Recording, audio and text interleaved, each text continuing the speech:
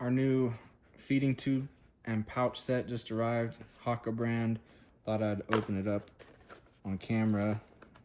So if you guys are thinking about getting it, you can see what everything looks like before you get it. Let's see, I think there's an easier way to open this. Is that it right there? Yeah, there we go. That's a bit easier. All right, let's just get into this thing, huh? Okay, there's everything inside of it. Little storage case right here. Pop that open. You got some tubes. And you've also got a little bit of tape right there, so you can tape down the tubes if you need to.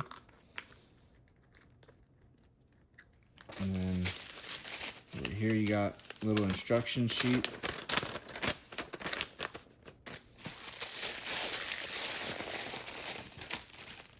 And here's the pouch.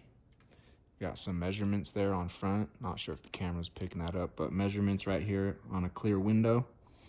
So you can see exactly where, how much is in there. Ounces on the left side, milliliters on the right side. And then you've got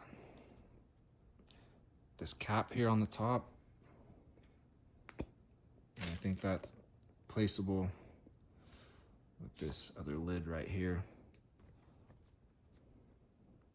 Just like that. So there's how that works. There's everything that comes in this kit.